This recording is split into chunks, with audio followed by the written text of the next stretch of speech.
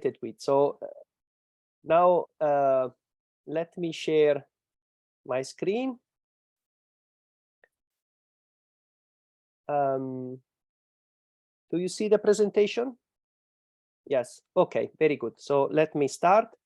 Yeah, my name is Mario Agio. I'm a head of the laboratory of nano optics at the University of Siegen in Germany, and I also have a part of the Institute of Optics of the National Research Council in Italy.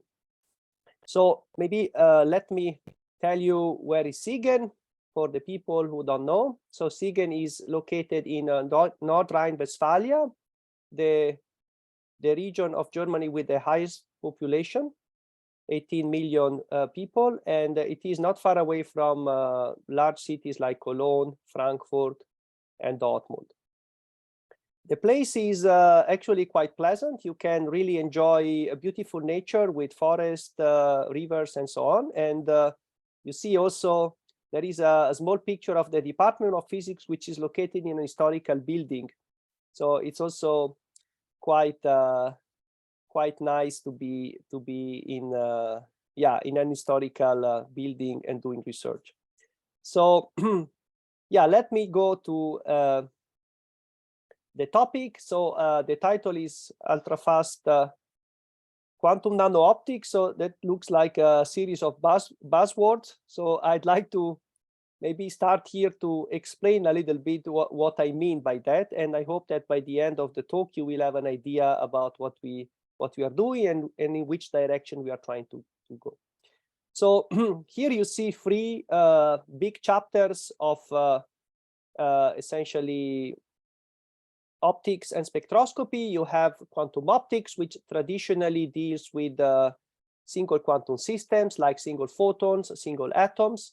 And within quantum optics, you have also the topic of cavity QED, where you essentially achieve strong interaction or efficient interaction between a single photon and a single atom. And you achieve that by using micro resonators or Fabry-Perot cavities. Now, the problem that you face here is that you need a very good quantum system like an atom or something at cryogenic temperatures. And at the same time, the cavity is giving you some limitations in terms of the time scales that you can work with, because the photon has to be trapped, stay for a certain amount of time, and this, of course, sets the time scale that you can work with. So typically, let's say nanoseconds to picoseconds for the smallest cavities that have been produced.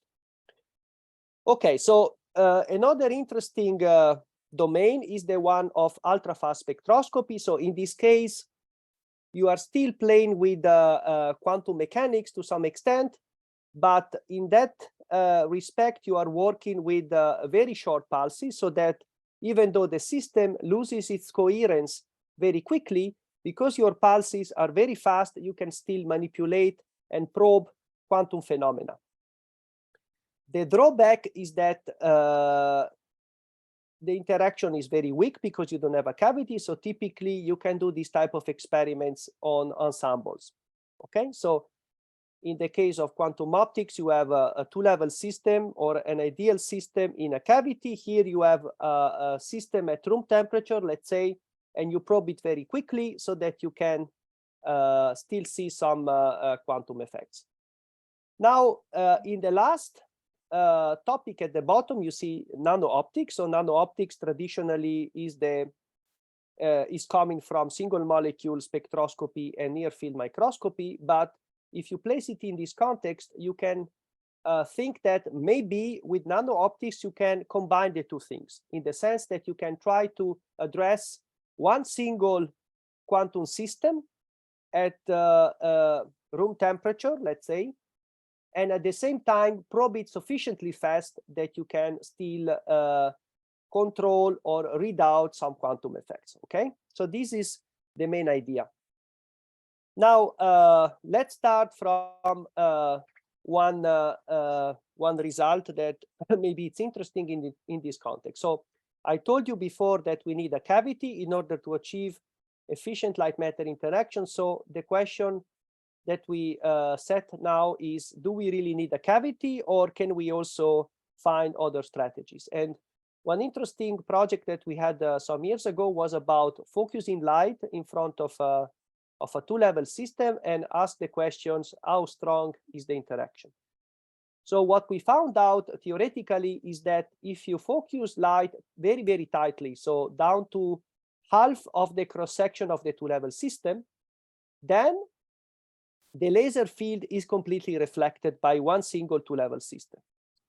And at the same time, this strong reflection is also encoded into a very strong phase shift. So the laser beam will be phase shifted by a large amount because of this interaction. That is exactly the same situation that you would see in a resonator if you place an atom and you have essentially an efficient interaction.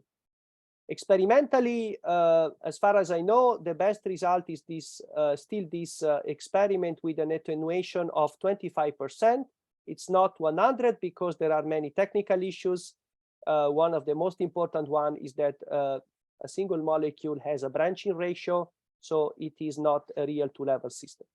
But in principle, this slide is telling you that you don't need a cavity if you have a two-level system to get efficient light matter interaction. So in principle, this means also that you don't have the limitation on the time scale. Unfortunately, this works only if you have a two-level system, as I said. So if you go to higher temperature, the cross-section of the two-level system becomes extremely small, and therefore you cannot focus light so tightly that you can achieve that interaction. So then the idea is to rely on the concept of antenna. So the antenna has been used for many years to improve the sending or receiving of electromagnetic radiation, in this case, photons. So here I have an example of a dipole antenna. The dipole antenna has more or less an electric and a magnetic field given by this expression, although it's not completely correct, but you see the distinction between the near field and the far field. So in the optical domain, you can see this again as a dipole that oscillates. And the interesting question is, what will be the near field and the far field in this frequency range? So if you think that the transition between near to far field is about a radius of the order of the inverse of the wave vector, then you immediately see that this is about 100 nanometer at optical frequencies. So it's a very small volume. And if you think about the radiation and look at the balance between what is radiated and what is kept in this volume, you understand that the antenna is not only a system to receive or radiate energy with the P rad, but is also a system to store energy with the P stored, which is essentially, if you do the calculation, the imaginary part of the Poynting vector. And this stored energy is related to 1 over k r to the power of 3. So it is tightly confined in the region where you have the near field. Good. So then the idea is relatively simple. You want to manipulate the antenna in order to play with this P rad and P stored and essentially repeat the strategies that have been used in microresonator. So then essentially the problem is to place a quantum emitter in the near field, which is already a challenging thing because of this very small mode volume. So now let's try to understand what type of system could be an optical antenna, okay? So maybe this you already know, but for the students, let me briefly repeat. So we take a gold nanosphere of the order of 600 nanometer in diameter, and because of the localized plasmon resonance, you see that in the visible range, they have a very strong scattering peak. Now, how can this object be understood as an antenna? So if you take a wavelength away from the resonance and you look at the energy flow across this nanoparticle, which is depicted here, you see that when you are off resonance, most of the energy flows through the nanosphere without much perturbation. But if you go on resonance, then you see that suddenly the effective size of this nanosphere increases, so to say, and that means that the cross-section, the interaction cross-section, is much larger because of the resonance. So that is exactly the principle of operation of an antenna, that when you are on resonance, it suddenly increases the interaction with external radiation. So these nice sketches are taken from this paper by Messinger et al. From Physical Review B 1981. Okay, so we have something to use as an optical antenna. Now let's see what an optical antenna does when you place a molecule nearby. So just to set the playground, in fluorescence spectroscopy, you deal with molecules typically at room temperature that have a cross-section of 10 to the minus 15 square centimeters, which means you would have to focus to an area which is of that order of magnitude, but the focus that you achieve by conventional optical systems is 10 to the minus 10 centimeters squared. So the ratio between these two cross sections is 10 to the minus 5. So it is extremely small. It means that on average, every 100,000 photons that you send, only one of them will be interacting with the molecule, so being absorbed or scattered. Okay, so now if you look at the fluorescence signal under weak excitation, you can say that this is proportional to the square of the electric field times the quantum yield, which is basically the ratio between the radiative and the total decay rate of the system. And if you now place the nanoparticle and you go sufficiently close to that with a molecule, what happens? That, of course, you will see a stronger electromagnetic field. So this will increase, apparently, the fluorescence signal. But there are other phenomena taking place. Namely, you are going to change the decay rates of the molecule. And you are also changing the quantum yield of the molecule, because part of the photons who are emitted by the molecule are absorbed in the nanoparticle because it's made of metal. Okay, so that is the problem. And therefore, it can happen that even though you have a strong enhancement of the electric field, which is typically roughly corresponding to the enhancement of the radiative decay rate for the molecule, you can have, however, a very weak or very small antenna efficiency, and therefore the final result is that your quantum yield becomes actually very small or even close to zero. So that is the so-called process of fluorescence quenching, which was very well known in field enhanced spectroscopy. Okay, so nevertheless, we managed some years ago to design structures that show that you can achieve a very strong enhancement of the excitation and emission rate by a dipole oscillator, a two-level system, without compromising the quantum efficiency. So essentially, with a large antenna efficiency. So here is just an example. You have two ellipsoids close together, a dipole in the middle, and you see that you can get an enhancement of the radiative decay rate of more than 3 orders of magnitude, and the antenna efficiency is, in that case, probably of the order of 80%. That's very important if you want to do quantum optics with these type of systems, because the quantum efficiency is otherwise killing you.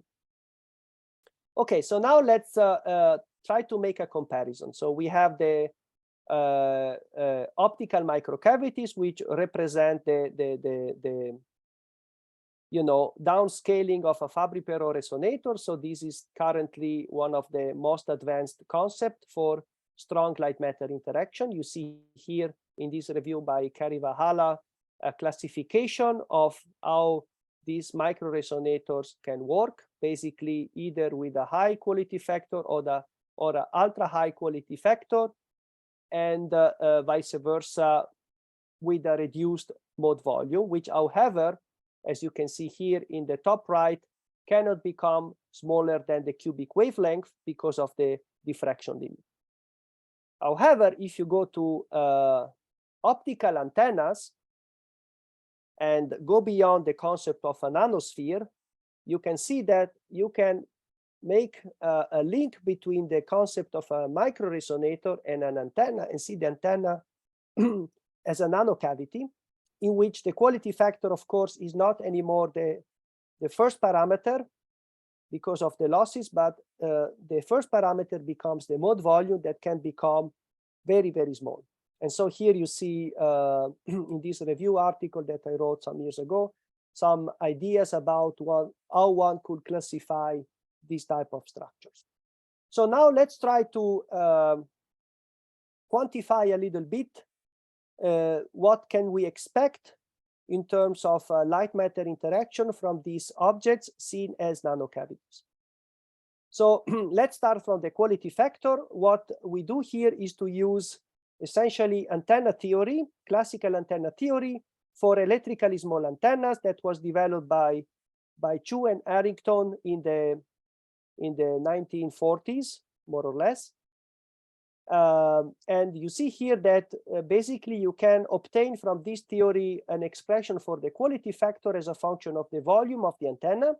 And we see that this goes as 1/V, the volume of the antenna. So basically it tells you that making a small antenna will increase the quality factor. At some point, unfortunately, the quality factor saturates because what is dominating are the losses. So the metallic losses will flatten the quality factor, and the only way to improve it further is to find new materials with less ohmic losses at optical frequencies. If you compare it with traditional resonators, you see that, yes, the quality factor is significantly smaller, but the mode volume the physical volume is also smaller. So in principle, as we will see later, you can compensate for it. The advantage is that because the quality factor is smaller, then you can achieve faster light matter interaction, and that is very important for what we want to do. So if you think about now also the mode volume, and then using the typical theory of Purcell, you can calculate the enhancement of the spontaneous emission rate. And you see that the Purcell effect scales as 1/V squared, so the square of the volume. And that's very nice because it tells you that making a small object can give you a very large Purcell enhancement. However, we always have to keep in mind the quantum efficiency, and you see that this unfortunately also drops as you make the volume of the antenna smaller. However, you see that you have a region which is highly subwavelength, in which the enhancement is large, and at the same time, the quantum efficiency is large. So it tells you that with the systems that we have right now, we can already think about doing ultra-fast quantum optics at the nanoscale. So if we now take this information and apply that to quantum electrodynamics, we can calculate the critical photon and atomic numbers, which are essentially telling you how many photons you need to perturb a system significantly, or how many atoms you need to perturb a light field significantly. So in the efficient coupling, you will say ideally one photon will change an atom and one atom will change a photon. So that means this number have to be small, ideally smaller than 1. And you see here how these numbers scale by plugging these quantities as a function of the physical volume. You see that going to subdiffraction limited dimensions, you can achieve small numbers, even though the dephasing time is large. So 100 femtoseconds I took as an example. So this is, of course, very interesting because it tells you that you can think about a system at room temperature that can still be considered efficiently coupled to a light field, even down to the strong coupling. And in fact, nowadays, people have investigating already at room temperature the strong coupling regime, although I think there is still a lot to do in order to make a better controlled experiment. So that poses the question on the how to handle quantum optics at the nanoscale, because you have essentially an open quantum system, the antenna, interacting with the two-level system. And so here I essentially proposed the a slight modification of the theory of Tung, Knoll, and Gunnar Welch, which was developed for doped semiconductors that are, of course, affected by some losses. Essentially, you see that the Hamiltonian is very similar to the Hamiltonian of a lossless system, but in this case, the bosonic operators of the electromagnetic field are position dependent. This is required to take into account absorption losses. Plus, you have the typical coupling of a two-level system with the electric field. So in this case, you can try to solve some quantum optical problems. One of them that we addressed a few years ago was squeezing in resonance fluorescence. This is a very nice, let's say, phenomenon that results from the fact that the coherencies in an atom are squeezed if you drive it with a laser under weak pumping. That was discovered by Walls and Zoller in 1981. But it took many years to measure this phenomenon because, again, under weak coupling, the scattered light by an atom is extremely weak. So then we proposed to use nano antennas to enhance this effect. Here, I don't go too much into the details, but essentially you see in the left panel how sensitive squeezing is to the tuning and the Rabi frequency, so how strongly you pump the system. And if you do that with a nanosphere, you see that suddenly you can have a much larger detuning and a much larger Rabi frequency in principle. And so this is optimistic because it can give you the possibility to do this kind of experiments in a much wider parameter range and therefore make it easier to observe experimentally. So as far as I know, nobody tried, but it would be nice to do an experiment like that. Okay, so of course you can also go to strong coupling. These I never published, but basically you can solve the dynamical equation of the two-level system. And if you have basically that the Rabi frequency becomes stronger than the damping, then you get, instead of exponential decay, you start to have these Rabi oscillations. This requires a very strong enhancement of light matter interaction. For example, here we calculated some structures that give up to 10 to the 4 or even more Purcell enhancement. And the nice thing is that you could see on a time scale of a few tenths of femtoseconds these type of oscillations.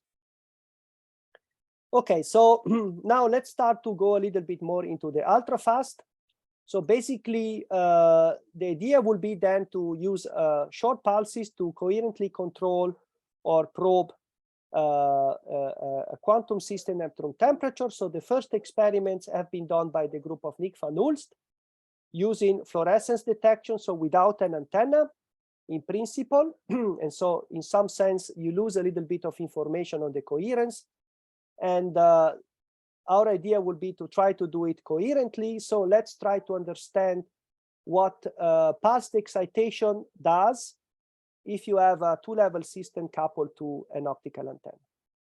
So first of all, you see that the antenna will broaden the absorption and the emission spectrum of the two-level system. So this will basically match, will make a better match between the incoming pulse and the spectrum of the emitter. It will increase the cross-section, and it will also increase the Rabi frequency. So if you put all these things together and you try to solve in the semi-classical theory the optical block equations, you see in this graph that if you change the enhancement from 1 to 20, you see that a pulse of a few photons, 10 photons, on a two-level system with a dephasing of 1 picosecond, 1.6 picoseconds, can be almost completely excited by only 2.6 attojoule, which is very interesting because it tells you that with these kind of systems, you can make, in principle, ultra-fast optical switches just because you make the system very, very fast and efficiently coupled to an incoming pulse.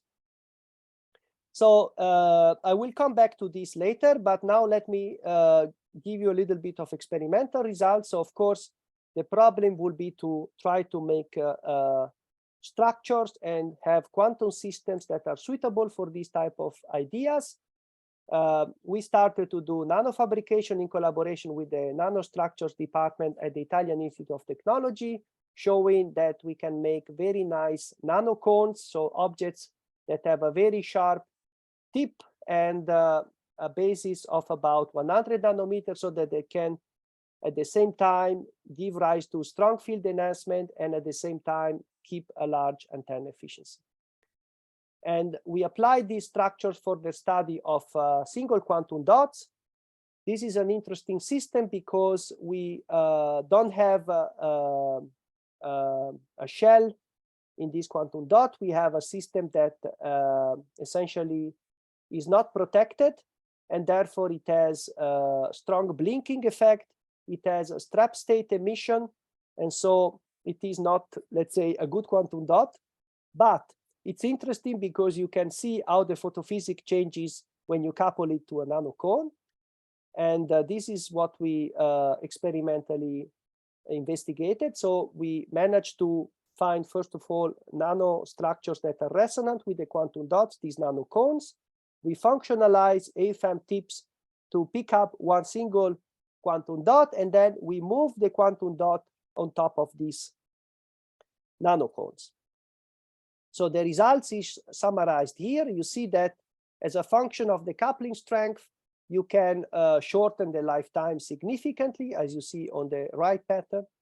And also this will result into a significant suppression of the blinking statistics because the trap states will be less and less involved in the process.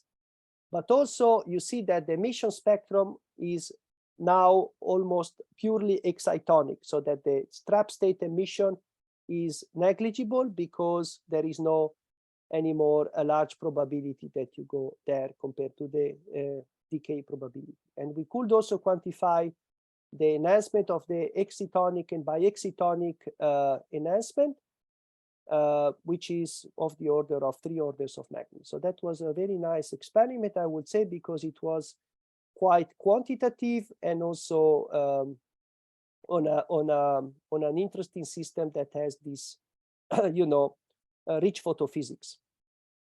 Okay, but the idea is to go to actually color centers because we want to have systems that behave a little bit better from the beginning. So we started to investigate the silicon vacancy center in diamond, which is shown here on the left. So you see the diamond crystal in which you have basically a silicon atom placed in between two empty spaces. So these are the vacancies that actually it will be a split vacancy that that is needed in order to accommodate a large silicon atom in the carbon lattice. This is done by ion implantation. So we shoot silicon ions into diamond, and the result is that you see is this little shadow in the image. So this shadow is basically showing the damage that you create by ion implantation, and then you have to heat it up to essentially restructure the lattice, the diamond lattice, and at the same time activate the silicon vacancy by migration of the silicon ions and of the vacancies.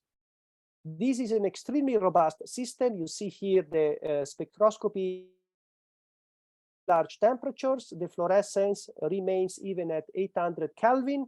And when you go down, you rebuild again the same result that you had at room temperature. So this is a promising system, and we went down to single quantum emitters by finding some recipes for the ion implantation. You see here 2 pictures with 10 ions per micrometer square, 1 ion per micrometer square. And the properties are summarized here. You have a lifetime of the order of 1 nanosecond, a full width at F maximum of the order of 1.6 nanometer, very, very, very reproducible. And of course, you have a single photon source. So the anti-bunching in the intensity correlation function is clearly showing that you have single photon emission. So the system is interesting because these measurements are taken at room temperature. So at room temperature, you have something that has relatively narrow bandwidth and a short lifetime. So that is interesting for ultrafast coupling. So to do a similar experiment as I showed you before on the quantum dot, we had to change some approach, some of the approach, because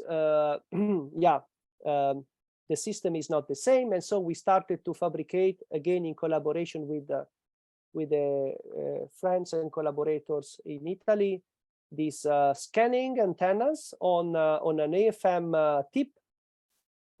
We have now the first results in which we characterize the properties of this antenna, and we are doing the experiment also with the color center. So I hope that soon we will be able to get nice results that show the photophysics of the silicon vacancy under this kind of controlled coupling.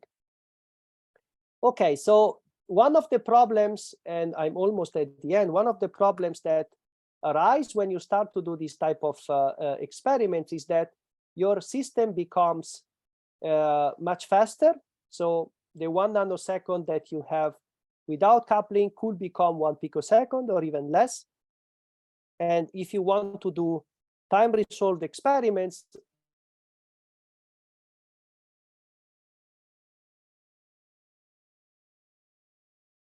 processes with the sensitivity of a single photon.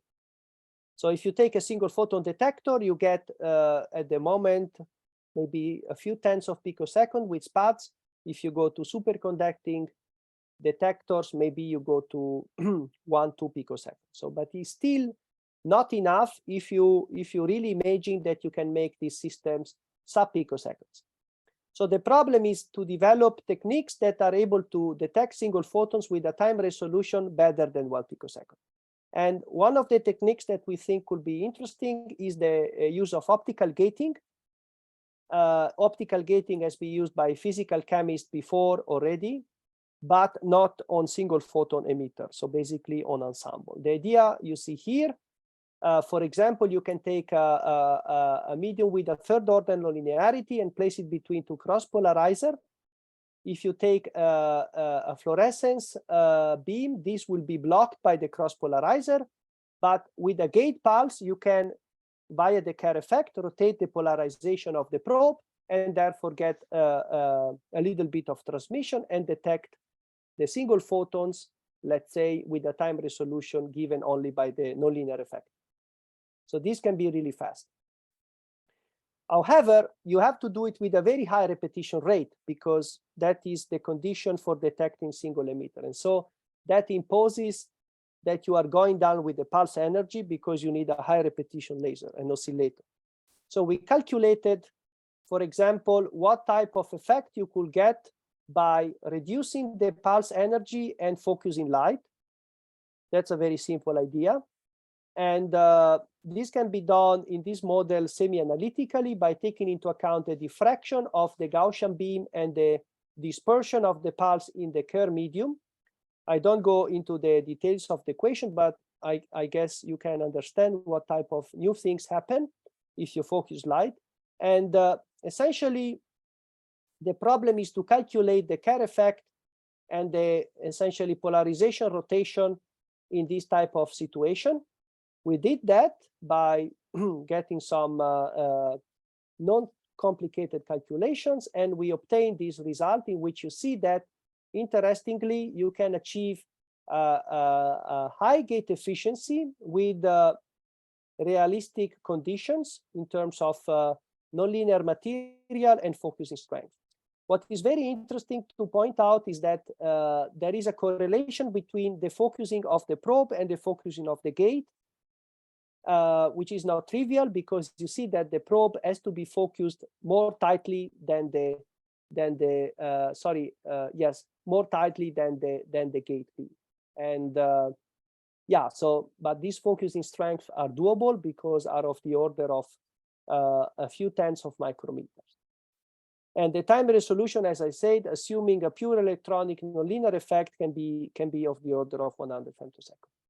So having said that, now we can think about how to probe the coherent properties of these systems, right? So in principle, you could do like I said before, Nick van Oort. So you have incoherent detection by fluorescence, and then you have essentially a train of short pulses that can be related by time delay and phase, and the playing with the time delay and the phase, you can essentially induce some coherence. And if this coherence results into a change in the population, you can probe it indirectly with the fluorescence intensity. But you can also think about probing directly the coherent properties or the coherencies of the system by a scattering experiment or an absorption experiment, as I was showing you in the second slide, which I repeat here. So you have a lens, a two-level system, and the transmission and phase shift can be measured. So if you now go to room temperature with the system coupled to an antenna, you can think about a similar experiment where here we used, instead of a scattering object, we use a nano cone, so a very long tip in which the incoming light is translated into surface plasmon polaritons. It reaches the tip, it interacts with the two-level system or with the molecule, and it comes back. And in the out coupling, you can see the phase shift that you wanted to probe. Excuse me. So if you manage to do that, then this is the starting point for a new platform for ultra-fast coherent spectroscopy with nanoscale resolution, because you don't only want to do quantum optics with this type of approach, but in principle, you can also do 2D nanoscopy, in which essentially you don't change so much the setup, but you are playing with a more complicated probe pulse or ensemble of probe pulses in order to not only look at an absorption or a phase shift, but in principle you can, I don't know how much you are familiar with 2D spectroscopy, but in principle you can probe energy transfer or coupling between nearly degenerate systems in a very clear manner, something that you would not be able to do by linear spectroscopy. And so that is what we are also starting to do with some students on paper, so theoretically. And if the results are encouraging, the next step will be to try to implement that experimentally. With that, I want to conclude and thank, first of all the students, postdocs, and colleagues that helped me in this research. These are very many, because I talked to you about basically kind of 15 years of research that I did in this area. And here, unfortunately, you see only the last who contributed, the current group members, but I would have to stay here half an hour to name everybody. So even without saying the name, accept the acknowledgements for them.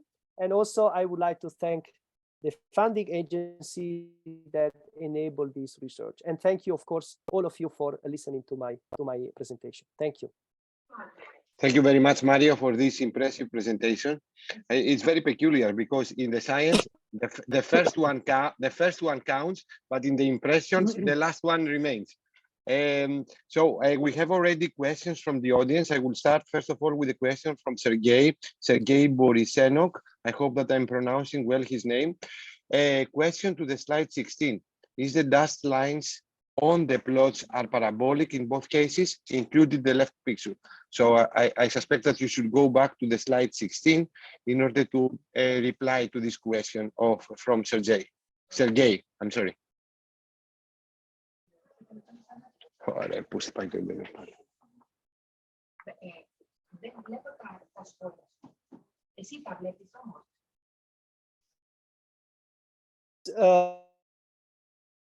These red lines are essentially the condition that stops squeezing. So is the equation that you see in the left panel at the bottom. So Z0 square should be less than 1 plus delta 0 square, where delta is the tuning and Z is the normalized Rabi frequency. So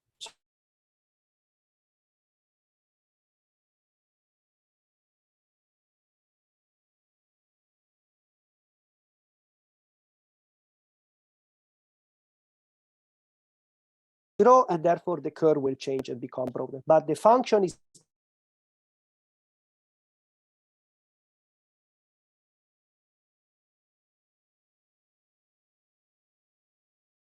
I should see them in the chat maybe. Okay, the second question, I'm sorry about these interruptions. It comes from Maria Kafesaki. For enhanced fluorescence using antennas, what should be the relative position between molecule and antenna resonance frequencies? So the resonance, so yes, so the resonance, maybe let me go to the, sorry, there was let's go to the experiment, which shows this, maybe explains a little bit better what the next slide. Yes, so you see here the picture with written spectral matching. So okay, got it. yeah, exactly. So the black curve is the quantum dot emission. The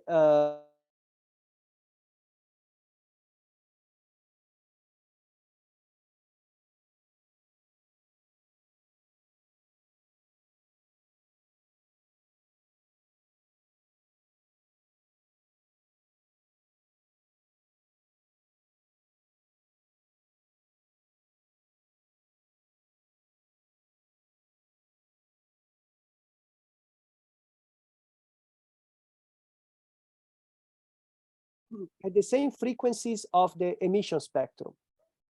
Okay, so to change, yes. It will not quench somehow.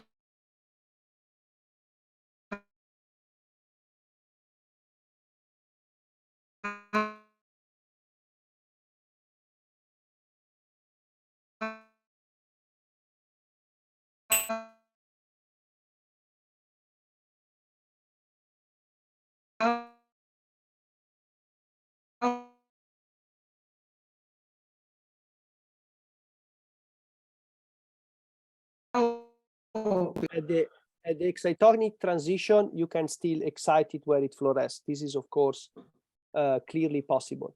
But we don't want to do that. So we use the Stokes shift to excite off resonance with respect to the emission. And yes, the nanoparticle will absorb. So the nanocone will absorb. But as I was showing before, by making the shape of the nanoparticle elongated and without compromising the overall volume of the nanoparticle, this is more or less the idea, you can get still a strong enhancement without too much absorption, because what dominates is eventually scattering and not absorption. You know, scattering scales with the traceability, the imaginary part, so the volume. So if you make a very small particle, it will be mostly a light absorber. If you increase the volume, then at some point, although you still have absorption, of course, but it will become a very good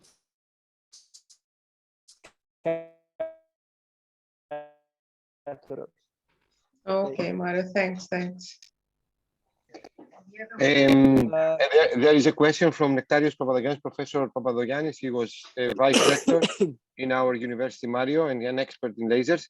So, Nectarios, the floor is yours. Kostas, hello to all. Thank you very much, Mario, for your impressive talk. I'd like to ask you something in the case of nonlinear Kerr effect experiment. Yes. Where you have the turning of the polarization. Normally, we know from the bibliography that in a nonlinear medium, the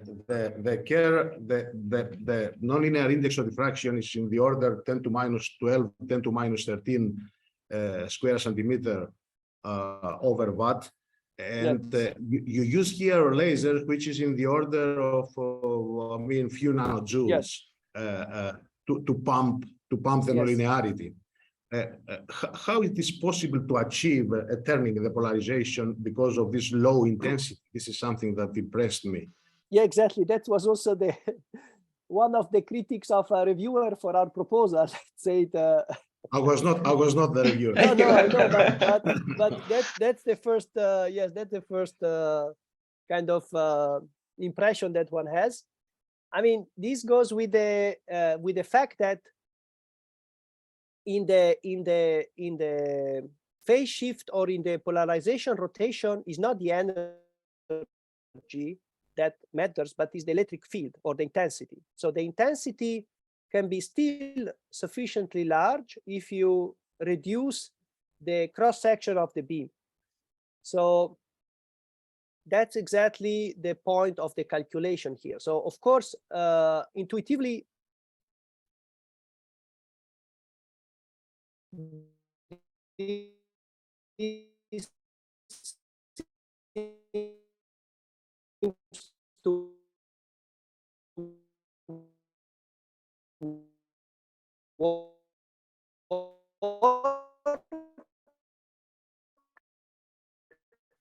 but it's to extend an inhomogeneous intensity, so position dependent intensity and a position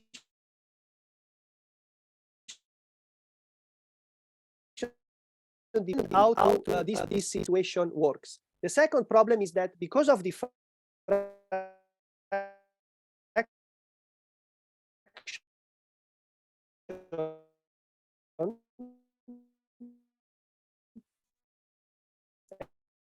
as you can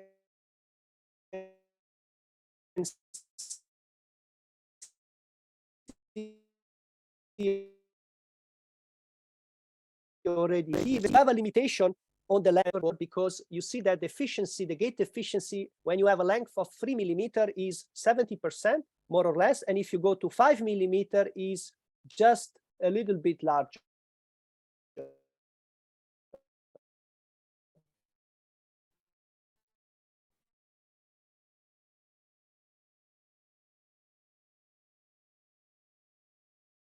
You need really to find the right nonlinear material, so with the sufficient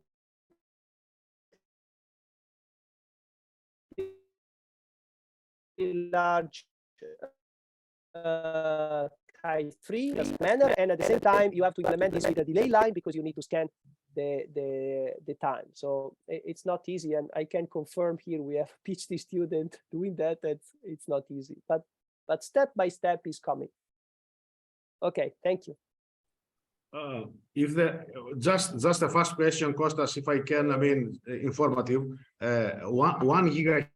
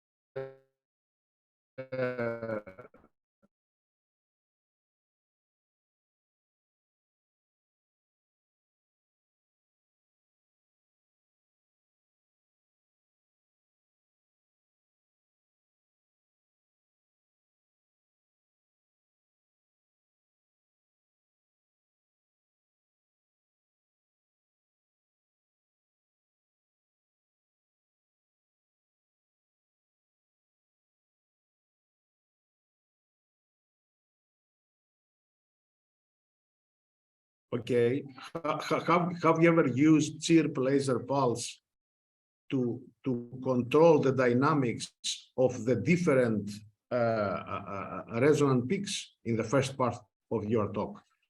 Because In this case, in this case, yes. In the case that we have, for example, the two peaks in fluorescence, I mean, if someone maybe, if it is near, if you use a chirp pulse, not two pulses and phase control, but chirp pulses in order to control the spectrum in different time domains of the excitation. yeah, okay, I see. This will be similar to what yeah, the now I missed the name, but the group in Kaiserslautern did some years ago by using femtosecond pulses and photoelectron emission microscopy, so that you send a pulse with some chirp, and then you see that the resonances Flashes in different times. exactly, and positions also. And positions. Yeah, so yeah, this in principle could be interesting, because it can maybe not be repeated in the same kind of idea.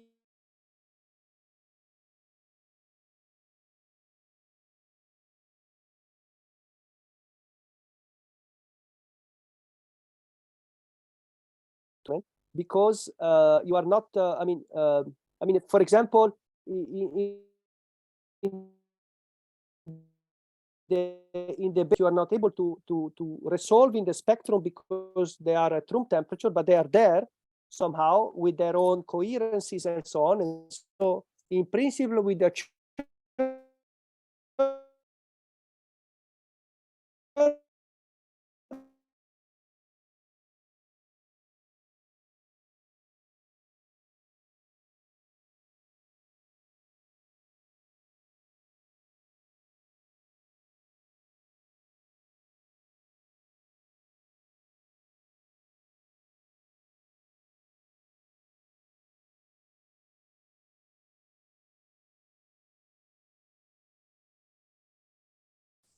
Costas, are you with us? I just arrived again because the internet comes and goes, you know, here. I have one question. If I will try to, I would like to ask you, I have two questions. What will be the application of these tip lasers? You know, you did these nano lasers with tips, and the tips is moving. So you have different emitters in the different space. So I would like to learn what are the end application of this. And you are talking about, are you with me? We are talking about the coherent light. What is the coherence length of these light sources? Δεν είμαι αφού...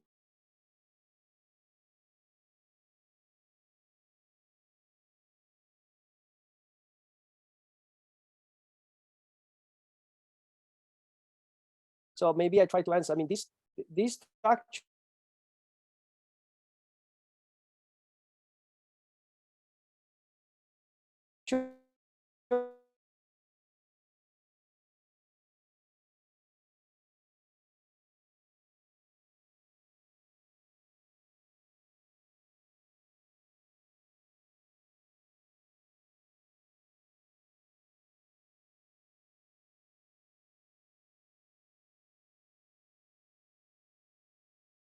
we were not thinking about making this structure for other purposes.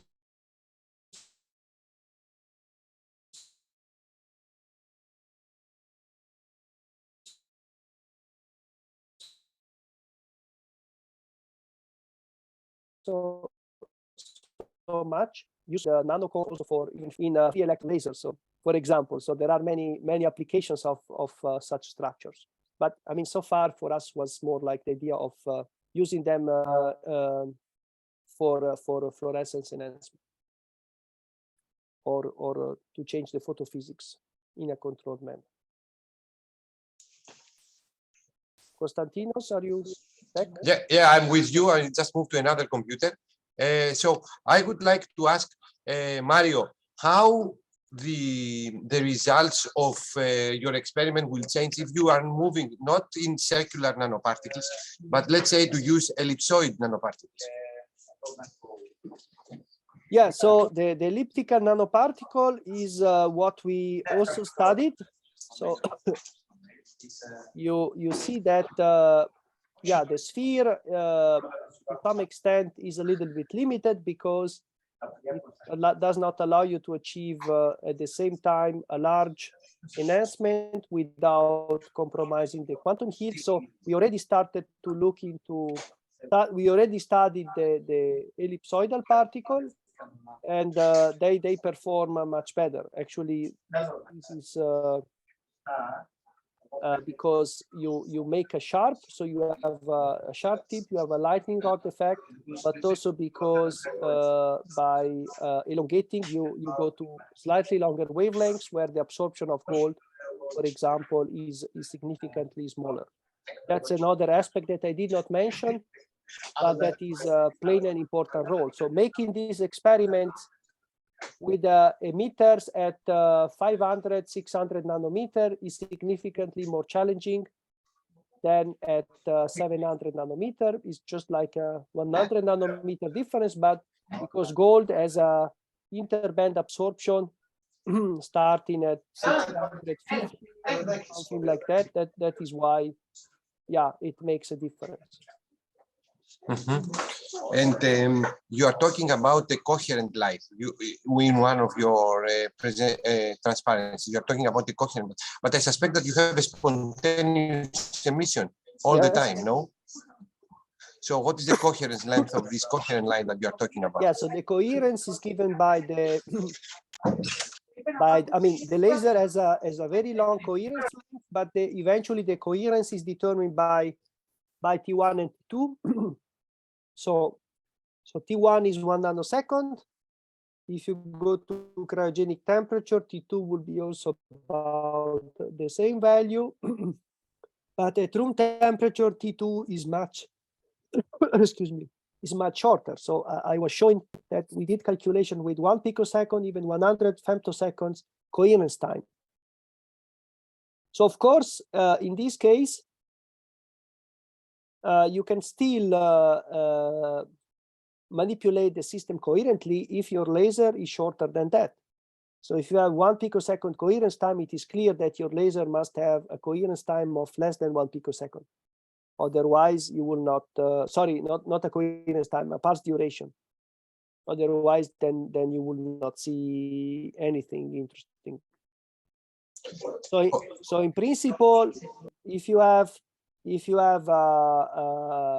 let's say T2, which is 1 picosecond, and a T1, which is 1 nanosecond, and you make T1 equal to T2 by enhancing the spontaneous emission rate, then you will have a system with the characteristics of a two-level system, but just 1,000 times faster, that you have to interrogate with a shorter pulse, 100 femtosecond.